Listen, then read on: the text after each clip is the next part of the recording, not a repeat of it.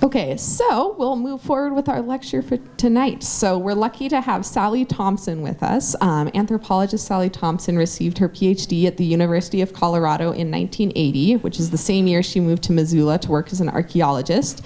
But over the years, she shifted her focus to working with Native communities as a consultant and collaborator.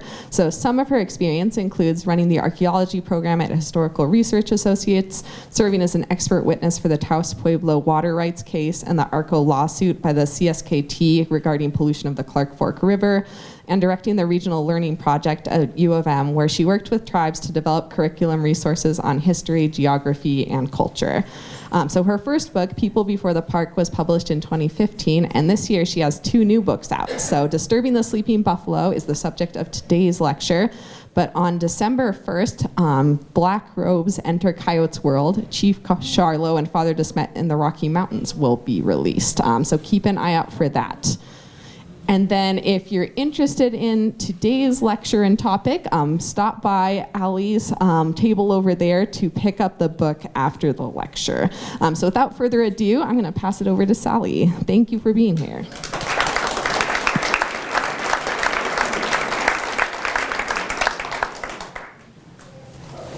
Really great to hear. Oh, I need to turn something on. Hang on. Okay.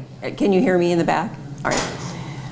It's really a delight to see so many people out. I'm kind of shocked by it, actually, and thank you for coming. And especially wonderful to see some old friends. Appreciate you all coming out. I wanted to tell you a little bit about my own background before I get into talking about the book.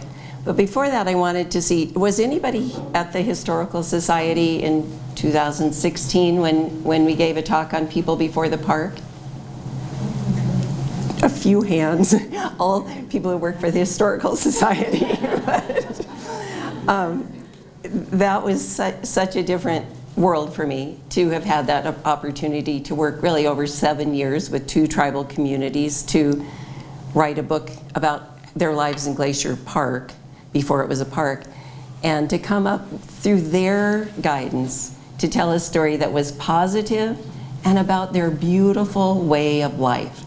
So we got away from kind of the traditional anthropologist or historian telling here are the, the time periods and the tools they made and, this kind of external point of view, and got to really think about the beautiful way of life that we all love in Montana. The things that keep us here. How many of you are multi-generational Montanans? Wow, Helen is exceptional. In Missoula, you hardly get anybody to raise their hands that way. And so the pride you take. Those of you who have come from, have a deep connection, you're rooted here. And then think about what a fragment that is of people who've lived here for thousands of years and have stories that actually take us back there. Now, when I was in graduate school, long ago, as you heard, if I ended up in 1980, I've been around a while, and things have changed, thankfully. But back then, I was taught to not believe oral history, because in our own society, we believe the written word. I've come to learn that that's what you have to question. And that, of course, we, as we tell our own family stories, we don't quite remember, and we tell it our own way, or we put a different spin on it. But when it's your history, and the only way you can remember it is to tell it the way it's been told, then you do. And I didn't understand that until this opportunity I had to work with Taos Pueblo. And our job was to help them with getting the water rights on their Aboriginal claim on the Rio Grande. So it was a pretty big thing. And how I ended up there is a kind of crazy story, but it's pitiful that they had to depend on me to get their information and to help with such an important legal case. But I listened, and I think that's what made it all work out. So right at the beginning, asked them, did they have a story about their first ditch, how they learned about irrigation, because that was the critical factor for them to get the water right claim. And so there were 5 elders on this committee. One of them was about this tall. They called him shirt sleeves because his pant legs were the length of shirt sleeves. And he had been a Kiva boy, and that means that he never went to school outside of the pueblo. So he didn't speak English. He knew the old ways, and he carried the old stories. And so he told the story to the translator about the first ditch. And it was called Dancing Eagle Tail Feathers Ditch, and it was north of the pueblo, and there are a lot of details about it and how they learned it by following 2 dancing eagle tail feathers. Well, I probably rolled my eyes, right? I'm fresh out of, I got a PhD. I read a lot of books, like just felt like this can't be true. Who could keep this old story alive and dancing eagle tail feathers? So we went back to our office in Missoula and did the remote sensing work, aerial photo examination and looking for unnatural patterns in the landscape. So you see all the normal river flow, and then you see ditches moving water out. And I'll be darned, there were ditches right where they said, with pit houses all along them. And pit houses stopped being used almost 1,000 years ago. And reservoirs and a whole system. And we radiocarbon dated these features, and sure enough, it was about 1,000 years old. So, dancing eagle tail feathers ditch, maybe I should give it a little bit more credence, these stories they carry. And, whether there were dancing eagle tail feathers, I will not know, but the ditch was the one they talked about. That was their earliest ditch, and it was the baseline for them to be able to get their Aboriginal claim on that river. So another man of the pueblo was taking me around to show me some things and telling me the story of his clan's migration. And I said, Ray, this sounds like you're taking me back to the late Pleistocene. And I'm, of course, just thinking this is absurd. And he's quiet a little while, and then he says, well, I think I am. So he had been going back over the story as he knew it, and he was like, yeah, when I think about it, that's what they're talking about. And again, I just think this is nonsense. How can you have a story that's going to stay intact for 10,000 years? And he looks at me and he knows I'm totally skeptical. So he says, it's like your silent night. We repeat that in the Kiva the same time of year, every year, in song. Like Silent Night, you wouldn't change the words. And finally, it got through to me how they do maintain their oral history when it matters. It's not just a story to make sure kids know not to do something, not to mess with the fire. This is their history and it matters. So I've kept that attitude in my work in Montana through these decades since then, and have found that there are a lot of stories that take us back that far. So one of them is in the book. It's on the Kootenai origin story and the glacial Lake Missoula floods, and how the two, in my opinion, coincide. So it's the kind of thing I try to leave what I've written up to you and your decision, because I think so often we don't really know. You read history as if the writer knows what they're talking about, but so often you have to make choices as you go along, and you may know it or you may be wrong. So in a lot of cases, I'm just going to ask you to decide what you think after reading the evidence that I've uncovered. So it's called Unexpected Stories, and unexpected because they're not the story, it's not your father's history. Okay? It's most of the history in Montana was written, who are the first people in Montana that we write about? Lewis and Clark. Okay, it all began then, right? And so, and then historians in the past, it tended to be the people, whoever has the power has the pen, and shaped our view in a way that's very narrow, and often telling the story as if it's about the successful businessmen in a community. You think about your own Helena history I'm less familiar with other than the mining. But in one of the stories in here is an early Missoula story, and I had to dig really deep into the history to try and find out whether or not a child burial should be repatriated to the tribes. And I had to dig into records you would normally never see or think about. And it was such, the subtlety of relationships and the slowness of change. It wasn't like, Missoula began in 1865, and the way it's written, you'd think, okay, and then the banks got built and the people took over. It was a gradual process, and it was a decade before there were more white people than Native people. And, what happened in that decade? And so just the book kind of focuses on relationships and with land and with each other and with animals and plants and real life, and not broad brush. Enough people write that history, so I didn't. And I'm also looking for the stories that haven't been told.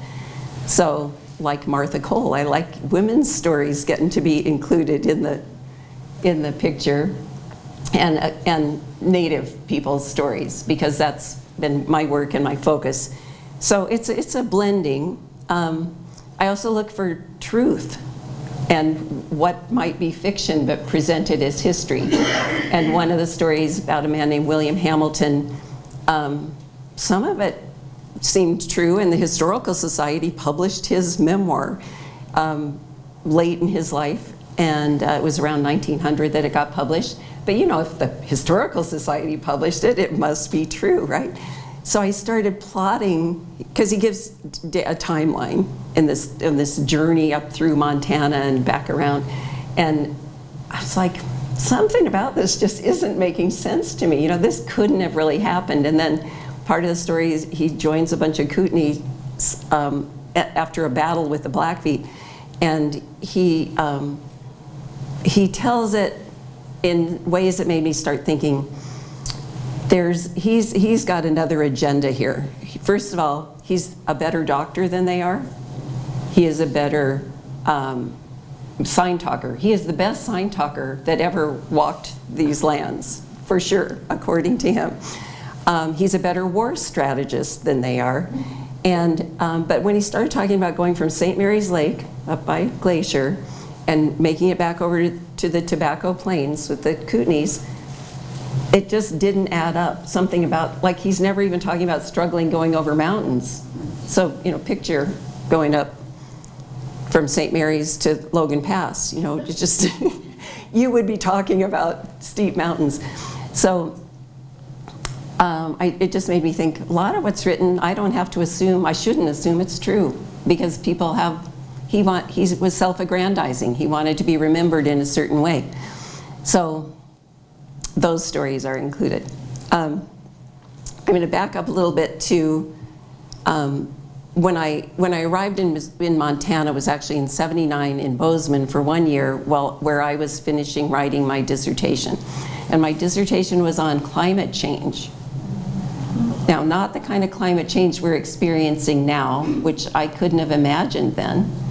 It was looking back through the Holocene, so after the Ice Age, how did people adapt to periods of climate change during that 10,000 years?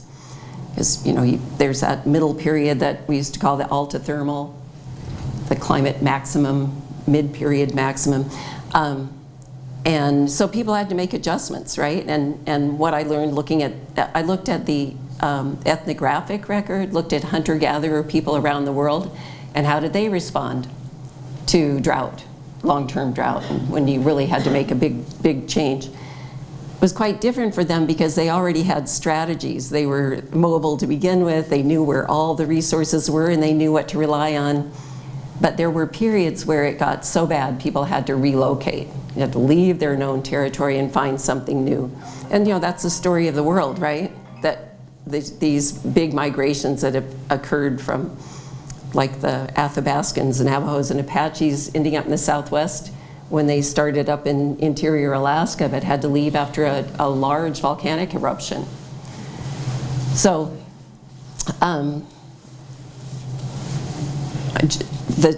the opportunity to explore that dissertation, which took me from the ethnographic record to just talking about what patterns we might expect to find in the archaeological record. After coming to Montana in '83, I think, we got to excavate a site outside of Great Falls. And it's called the Sun River site, on an old oxbow of the Sun River, about 5 miles from Great Falls.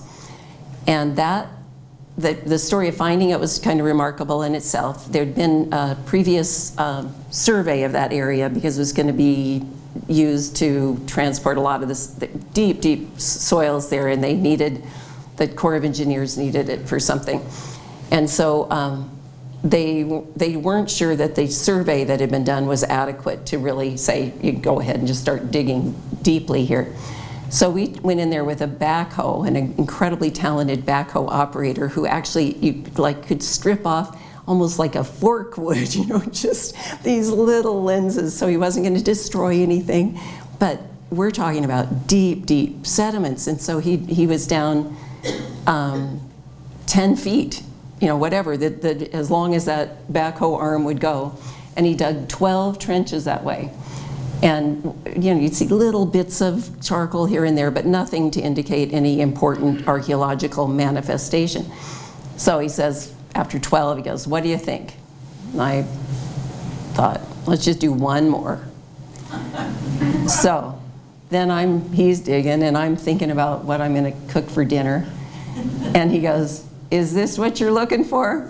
And I look, and he has exposed a really major lens, occupation lens, with clearly charcoal all over the place, bones coming out of the trench, and I was like, okay, So then that ended up being this archaeological excavation the next year.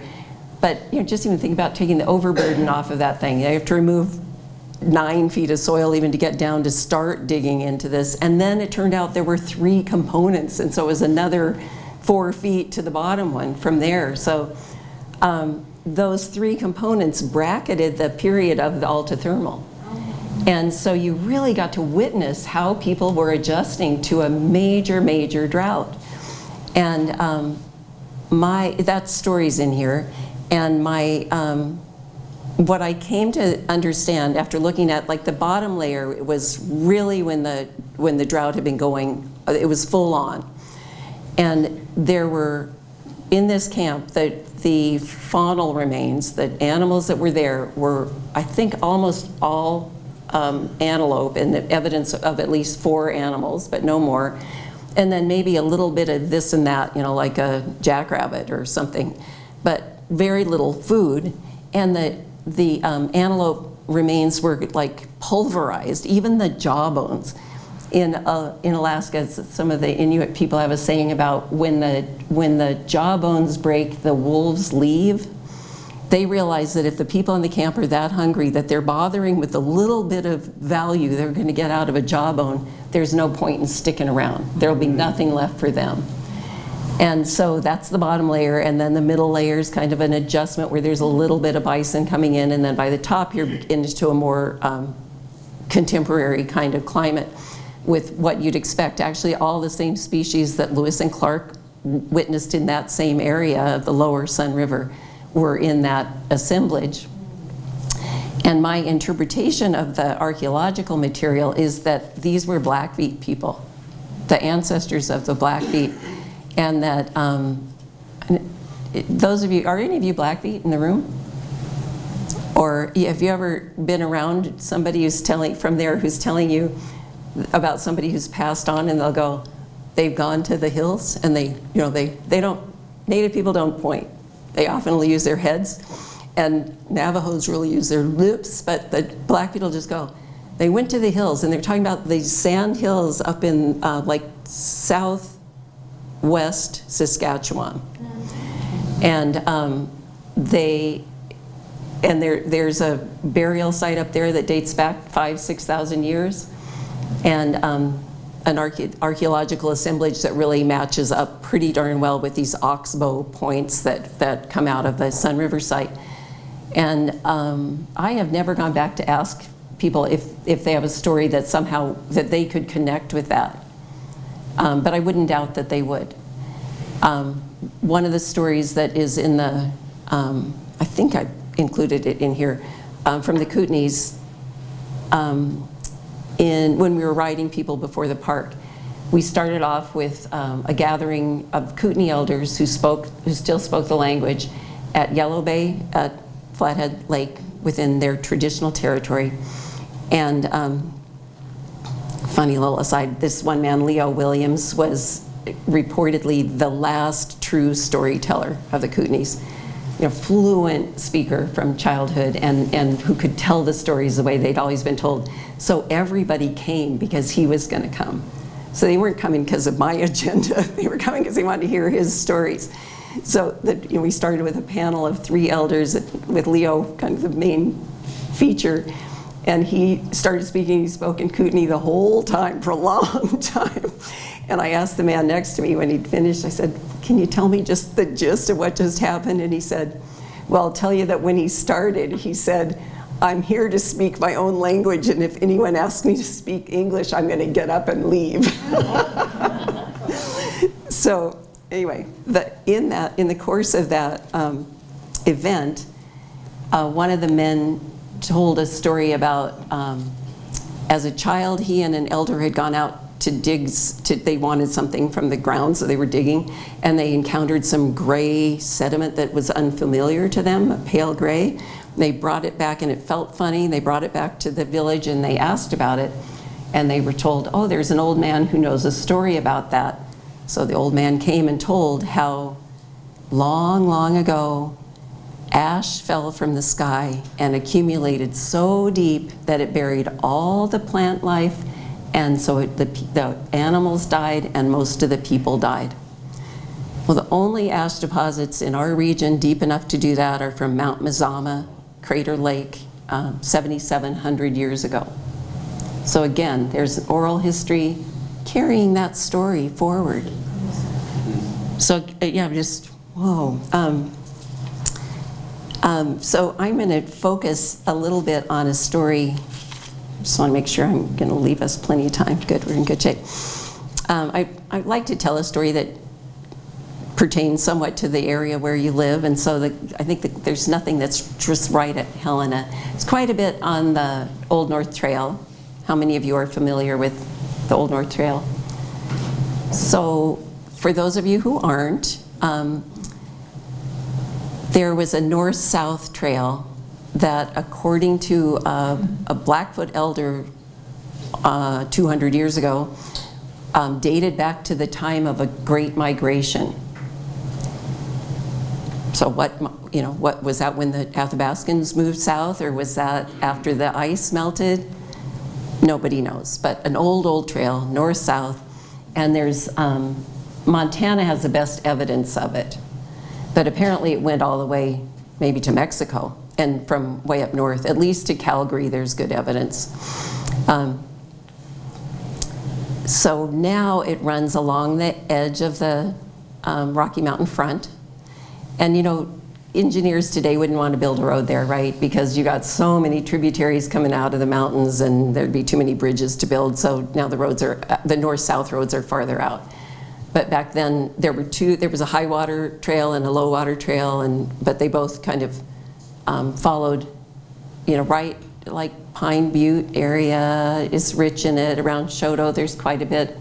Duck Lake up by outside of Glacier, so it runs out from the mountains a bit, but good evidence from aerial photographs that you can still see in some places, and then lots of cairns and other features along the way. And I ended up one of the jobs I have gotten to do was working with the Blackfeet on the Badger 2 medicine. What became. How many of you are not familiar with the Badger 2 medicine? Everybody? No, some people, okay. Those are two headwater streams of the Marias River, and they come out of what the Blackfeet call the Seated Strip, so just south of Glacier Park. In 1896, the Blackfeet signed a treaty they thought was a long-term lease. The government said it had been a sale, and it was of all that land that was part of the reservation that now is Glacier Park, and then part of the Lewis and Clark Forest south of there.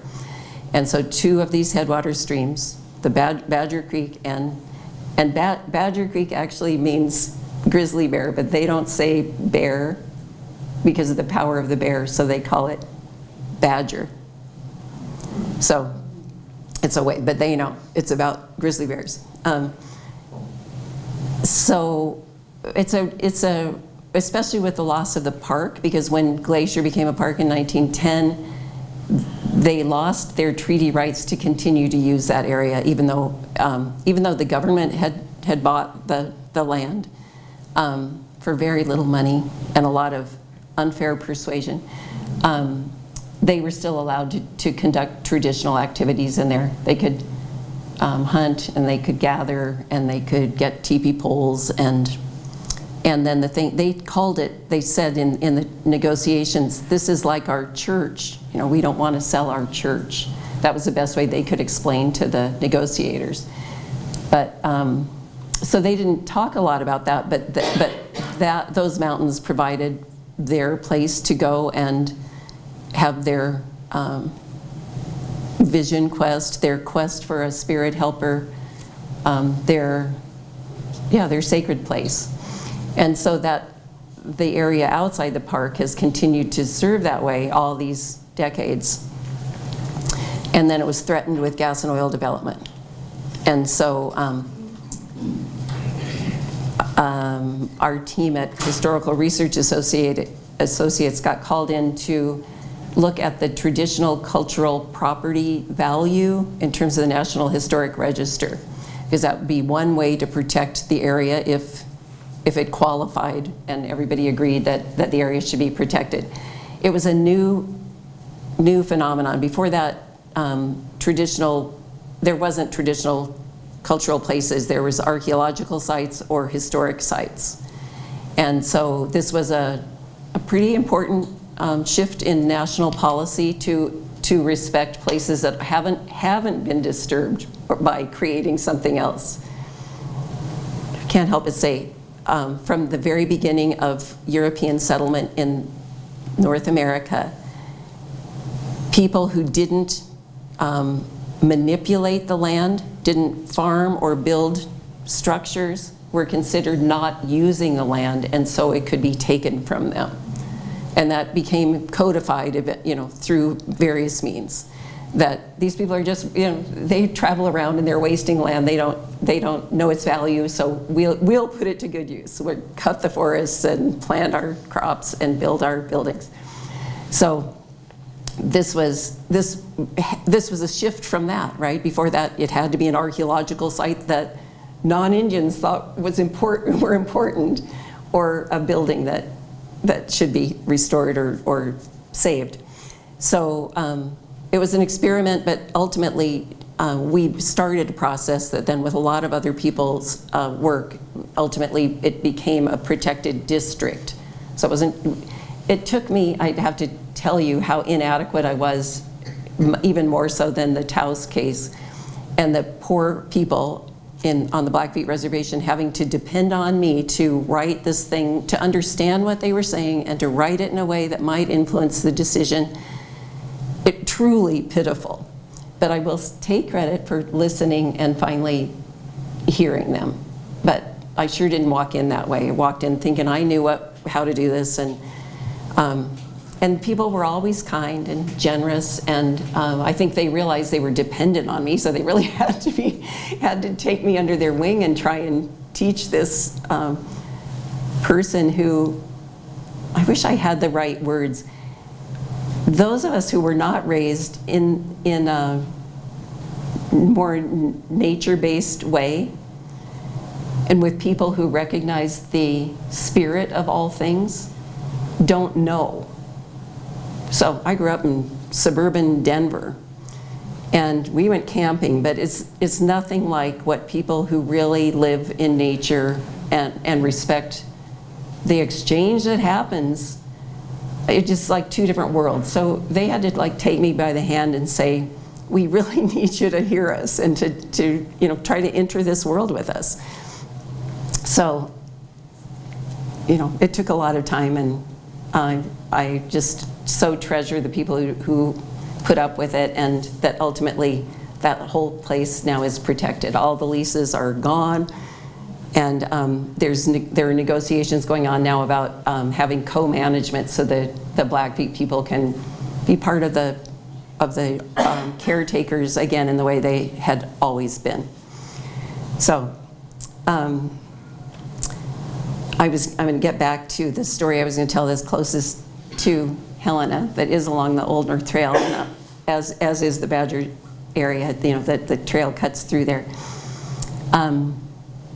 Some of the stories in the book are unexpected because of how convoluted they are.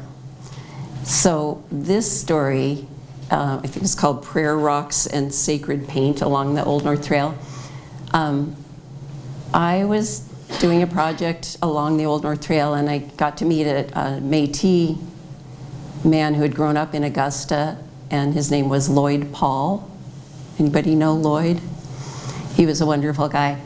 And his grandparents used to take him up to the old Métis settlement near Ear Mountain on the Teton, closer to Choteau. And he would spend his summers just playing around, and he got very interested in archaeology, and there was quite a bit that he would find, and especially along the trail. So not only, artifacts, finding points and things, but features, cairns, and he had quite an eye and interest, as one of my friends back there is perking up, because she does too. So Lloyd was so delighted that he was going to have an opportunity to teach me what he had learned for years and years. And so he had worked on the forest in the yak, and he had emphysema. He had lung disease from working around the asbestos. So he didn't even get out much, but he had a portable oxygen thing, and so he loved it. We'd put him in the rig, and then he'd just tell us where to go, and then he'd sit there while we'd go explore some. So he took us to a lot of really interesting places along the Old North Trail with features of various kinds. And we're talking like, where David Letterman's ranch is, that all that country that's now mostly in the hands of large ranches, and many outside landowners. There aren't that many that are the old landowners anymore, but it's kind of isolated now, and most people can't get access. So wherever we could get access, we did, and he would call some of the landowners, and there was a lot of fascinating material that we looked at, features that we looked at. But there was one that the landowner wasn't around, and he couldn't get permission, and he kept wanting us to see it, but we never could. So he described it as north of the Sun River along the Old North Trail, that there was a boulder like about the size of a car hood and very flat, and on it were these cobbles, kind of little fist-sized cobbles, just covering this huge rock and piled on it. And he said, I absolutely know it's not a natural feature, it's cultural. So I just carry that image from his description, because I still have not seen this feature. Okay, that was maybe in the mid-90s. And then the event I mentioned earlier at Yellow Bay with the Kootenai elders was in 2008. So the same man who told the story about digging the ash told a story from his grandfather. They talked a lot because this was about Glacier Park, right? So they were talking about going over the mountains and the stories they'd heard. And he said that his grandfather said that there was one place when they usually went over for buffalo, but they had other things they would do while traveling. And one was gathering paint. They had 3 different paint sources along the Rocky Mountain front. One, if you're familiar with Lewis and Clark's stories, was called the Crimson Bluff, according to their journals, and it's south of Townsend. And that was the most important red clay source in the region, and tribes fought over that clay. And there's incredible archaeology all around there, under Canyon Ferry Reservoir primarily. And then there was a yellow clay source that was closer to Helena, but I don't know where that source was. And I think that's when he was talking about that his grandfather said when they would come over the mountains and reach the main trail, they would put a rock on this big flat boulder to give thanks for having made safe passage across the mountains. So, I was listening in the one way, I was absorbed in his story, and then all of a sudden I went, what? What'd you just say? But that's this, tribal memory of this place that I still just carry in my mind. I had a lot of experiences like that along the way. Another one was the search for Shishikwa. So I had some funding to work with tribes along the trails that Lewis and Clark followed. So I got to interview a lot of people who lived in those areas that they wrote about. And that's probably what started my thinking that ended up in this book, you know, because it was the other side of the story. And Shishikwa was on a map that Meriwether Lewis carried with him as they came back over from the coast, and they made their way to Missoula. They were supposed to have Nez Perce guides. The Nez Perce bailed at the last minute, and so Lewis and a small party, you know, headed up north. That's the one story, is that that's the only time anyone was killed on this trip, and it was when the Lewis party killed 2 young Blackfeet.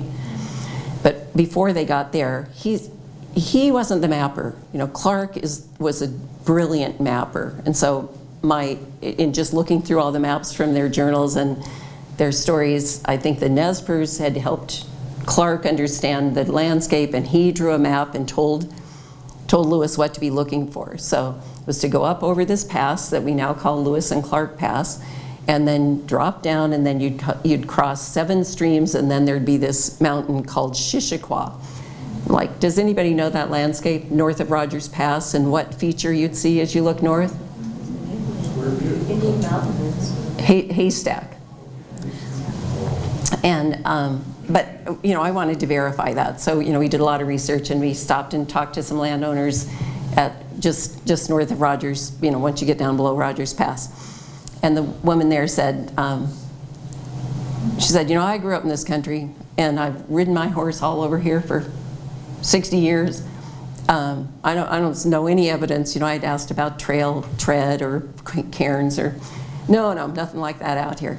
Well, here's my card. You know, if you think of anything, let me know. So she let me borrow a book, and I came back, you know, like the next year to return her book, and she goes, oh, darn it, I've had your card by my phone, but I hate to admit it when I'm wrong. She said, I started looking around after you'd been here, and sure enough, there's tread and there are cairns and just everything you described going north from here.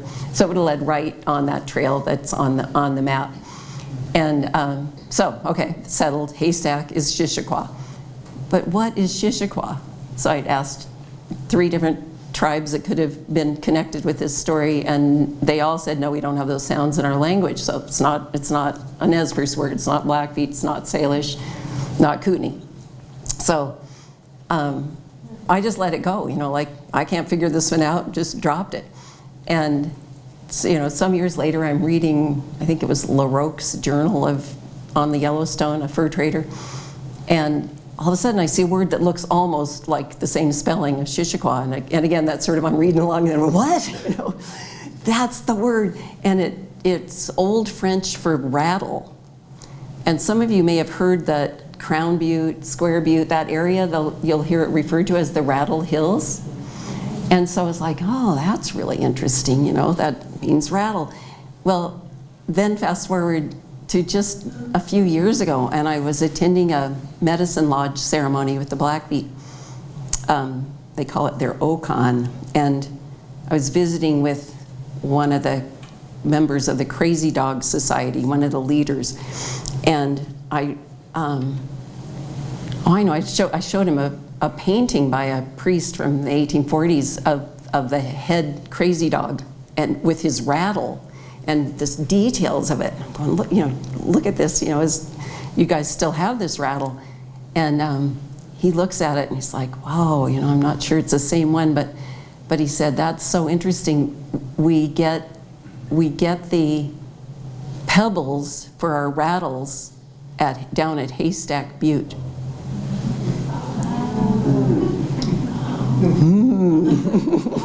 Really? So I've loved that, you know, instead of grasping for something, like I'd become obsessed and I'd try so hard to solve some of these things. And often it was just setting them aside or just figuring, oh, I'm not meant to know that. And then years later, somebody goes, here it all is. So that's what these stories are about. And I think we've got, you know, 15 minutes to have some discussion. I'll fill up the space if you don't have anything to ask me or comment on, but I'd like to hear from you and some of your own stories that, where you've had this kind of experience. If you have a question, raise your hand and I'll come over with the microphone so that we can catch it on our recording as well.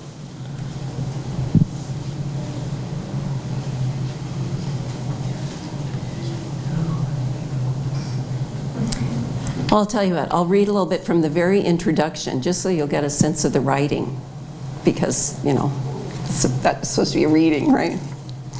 There were actually a couple of things I'd love to say. Does anybody know how many people the Lewis and Clark Party encountered from the time they entered Montana, came up the Missouri, and went up the Jefferson, until they left and got into Idaho and met the Shoshones? So not over on the other side of the mountains, but on this side, how many people did they encounter? Very few. Very few. But they were watched the whole way. So the first story in here is about two oral histories that I could find. One of them quite detailed and remembered in the community, the other one having been written about historically, to show, of course, people knew who was entering their territory and who were these weird people that people in eastern Montana, Native people, were not canoe people. So what the heck are these people doing dragging these things up the river? And so, just, of course they were aware, but just so interesting that tens of thousands of pages written about their journeys, and it's like, oh, were there people here? Because they didn't see any. They saw a lot of evidence, but they never saw any people. And then, how many of you have ever heard the name Marie Dorian? How about, oh God, I've just forgotten his name. Who's the guy that escaped from the Blackfeet and Coulter, of course. See, everybody knows the name John Coulter. I just tried to put it out of my mind. Marie Dorian, I'm just going to read the introduction to this. You might never have heard of Marie Dorian, born in St. Louis in 1786, the daughter of an Iowa mother and French father. No portrait of her exists. Her remarkable life, like that of countless other courageous Indian women, has not been the focus of biographers except for her role in the death-defying expedition sent west by John Jacob Astor in 1811. But Marie's greatest challenge actually came 2 years later. And her incredible story makes Coulter look like he was a kid going for a walk across town. She had 2 little children and survived a winter that's unbelievable. And what a shame that we all know John Coulter and that we haven't heard the name Marie Dorian. I loved it. The publishers didn't want to put this in because it wasn't a Montana story. It was an old Oregon country story. But it turns out her grandson was buried in the Missoula Cemetery. So it's like, okay, it's a Montana story. Yeah. And I was just going to back up and tell you that I was sitting around with some friends a couple of years ago talking about how to make a living after retirement. And a friend of mine said, why don't you write those stories that you always like to tell? I was like, hey, that would be pretty easy compared to the 10-year kind of books the other books I've worked on. Like, these are stories I tell, I can just write them down, right?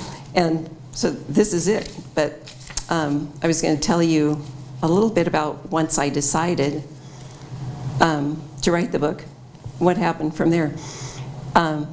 I began the cumbersome task of excavating through my ample files and field journals looking for compelling stories. Like finely flaked projectile points found during a dig, topics revealed by my mental trowel sorted themselves into folders. Content came from both written and oral histories and from my own experiences. The process stirred up old memories, many of them unrelated to the focus of the work. For instance, from a long ago summer spent surveying on the Tongue River, I remembered seeing 3 colors of rattlesnake: green like the prickly pear, red like the sandstone, and beige like the sear soil. In my mind's eye, the colors are still vivid, as are the ridge tops and bottomlands where I walked.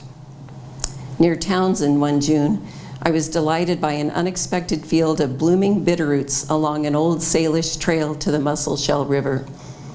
These ancillary experiences return me to the places where they happened. These kind of experiences, like the first time one sees fireflies or witnesses a large owl glide past, are the ones that carry the memories forward. I believe we remember these times because of the emotional responses that take us beyond data collecting. We all have had such moments.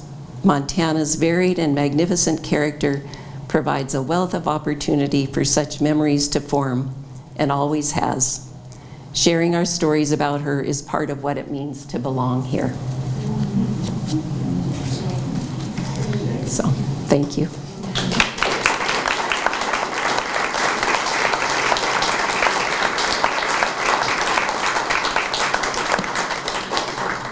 We still have 10 minutes. Somebody can talk to me, come on. I feel isolated up here.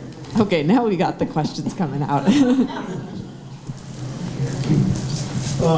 Recently, they put a recreational site on the Missouri River by Toston, and the island there is called York, and Lewis and Clark named it after York. I was wondering if there's a backstory. Did York do something special there to have those named after him, or do you know anything about that? I'm going to defer to some other Lewis and Clark expert. Okay. I really don't know. It probably is in the journals, and I'd be willing to look it up for you. I guess York's, there's been 2 things named after him. I can't remember the other one. And I don't know if, I just thought maybe there might be a backstory that he did something there. Well, the amazing thing is that all those journals are now easily used digitally. You can go right online, and if you know the date or the place, you can just kind of zoom in to that and find that out. It's a good question. Right, yeah. It's not really specific. Oh. One other thing, the Northwest Trail, was that the Indians following the buffalo on their migration? So it was No. their migration. Mm-hmm. So is it a one-time thing, or? Nobody knows. I mean, Blackfeet have stories about taking that trail to the land where people had, it sounds like bangs, long, and some of the Pueblo people wear their hair that way, like Santo Domingo, Pueblo. And they called them like dark-skinned people with bangs. And they would go and trade down there and steal horses down there and things like that. But that was much more recent. The trail itself is ancient, but the details are not known. Thank you.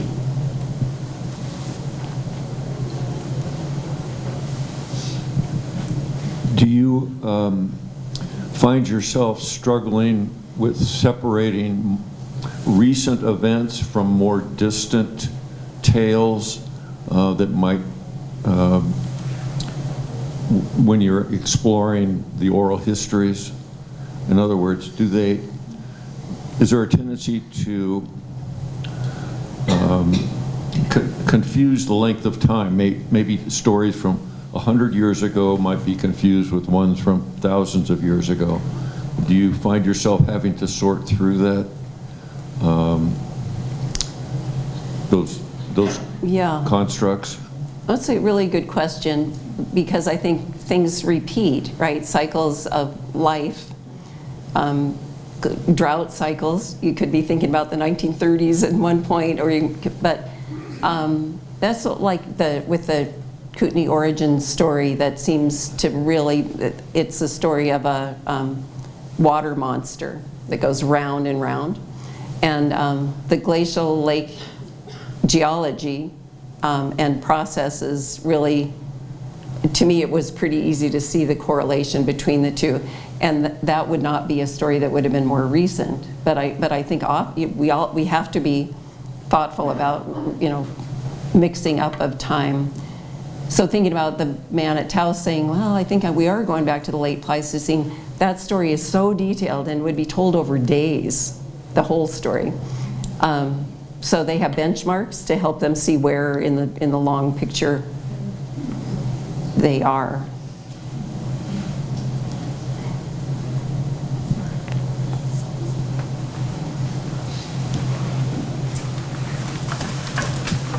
I may fumble through this a little bit, so allow me to try to formulate the question, but I guess it ties back into a balance of recognizing Native cultures and the historical significance of places, telling those through story while also preserving the place.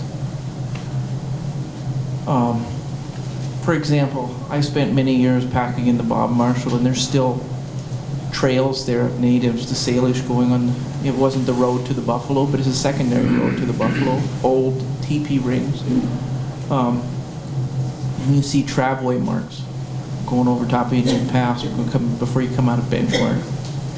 So then the question becomes, you tell these stories to keep the stories alive, right? But there's a certain part of it where you tell the story where you also want to preserve the place. What's the balance? Am I articulating that question? Such a good job of teasing out something that's complicated and important. A couple of thoughts that come are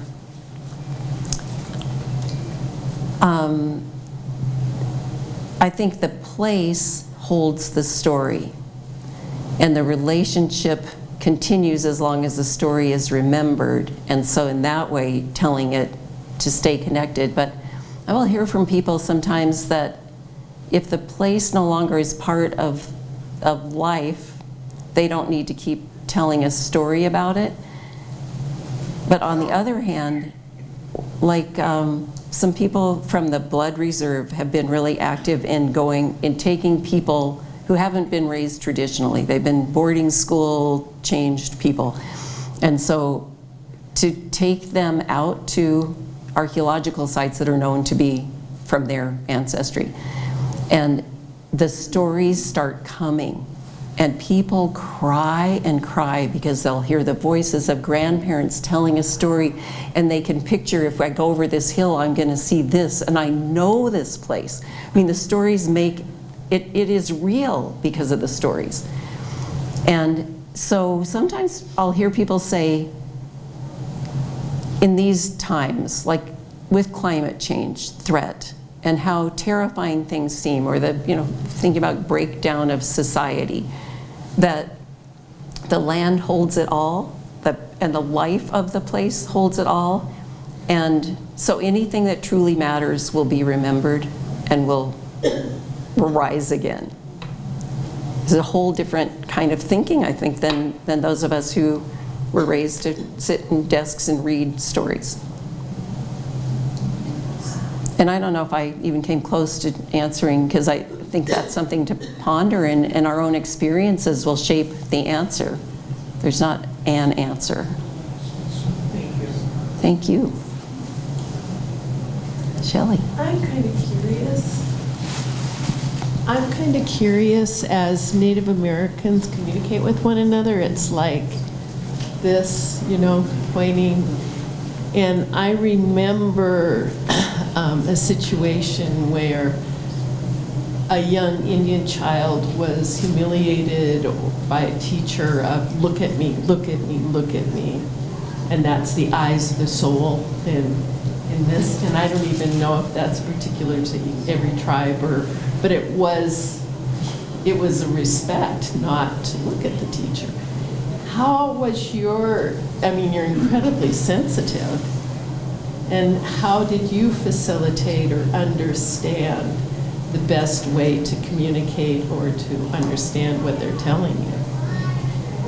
Oh, Shelley, I trampled all over the different protocols, and so did it, like bludgeoning my way through. Well, I'm sure, but can you give us this example? Well, two things come up.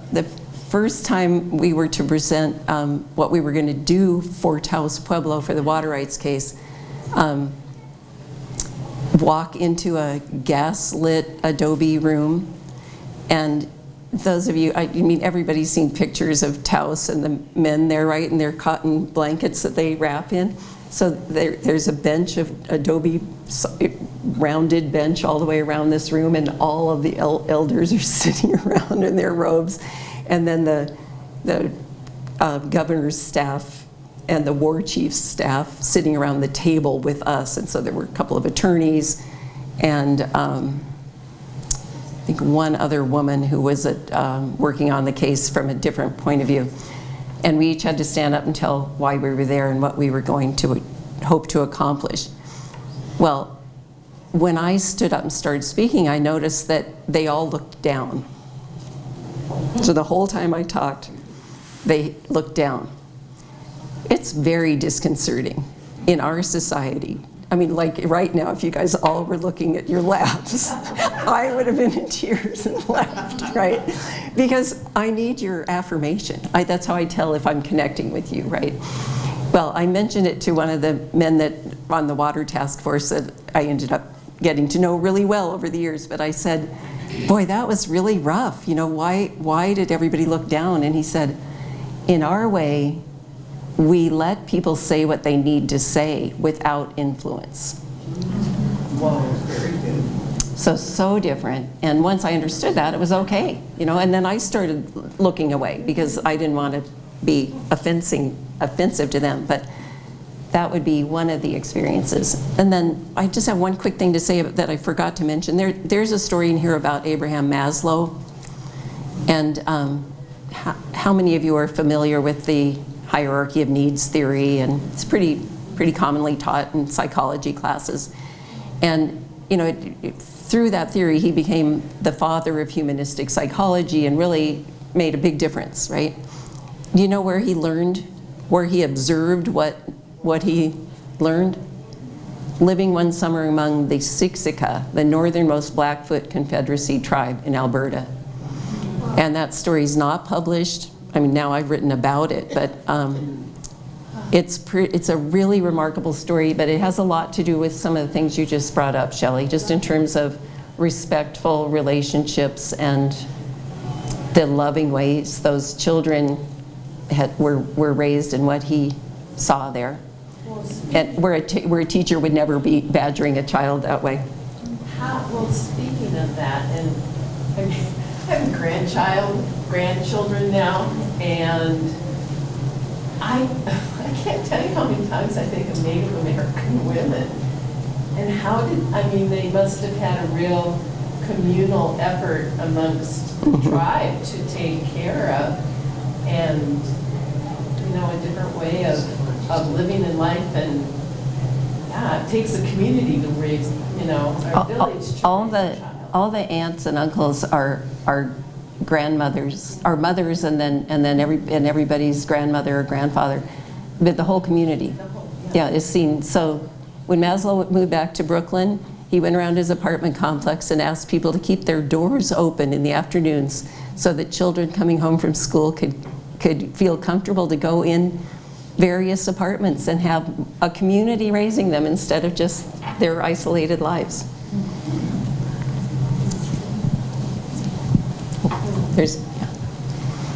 And we'll make this our last question, and then we'll let you go. I think about the way we tell stories, European stories, and we focus on individuals like Napoleon, or we'll focus on Abraham Lincoln, characters or individuals. I was wondering if in the stories that you were encountering, if they had individuals that they focused on, or was it more about ways of life, traditions, and that's also a complicated question. One thing that comes to mind is they were confused by the naming of places after individual men. That was not something that they would do. because the place is more like what the question was back there about the places. It would be about what's the gift of that place, or some event that happened there that should be remembered. But this individuation, and that's something that Maslow misunderstood, because he took it to the self-actualization model, that if you have all of this baseline caretaking, good love and care and needs met, then you can self-actualize.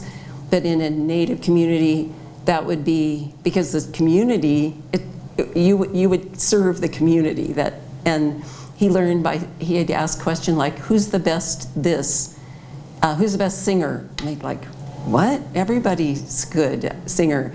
And that he came to see that the competition among young men was mostly who was the most generous, because that would show they were the best equipped to be a leader.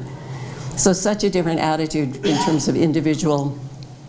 But in thinking about like Blackfeet ceremony time, men will tell their own story. Like today it might be if they served in the military, but in the old days it would be about a battle or something, or an encounter with a bear.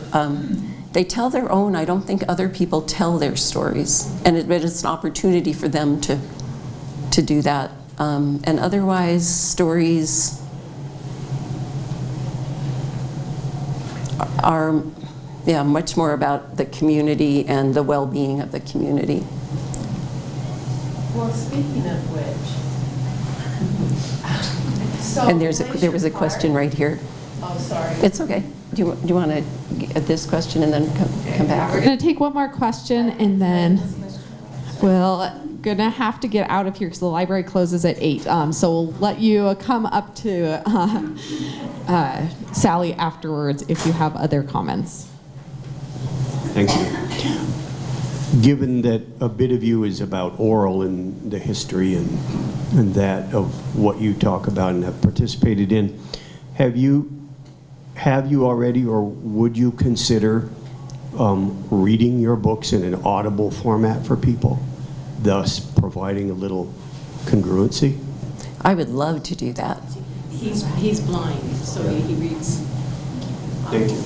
Yeah, I would really love to. Well, we need to do that. Thank you.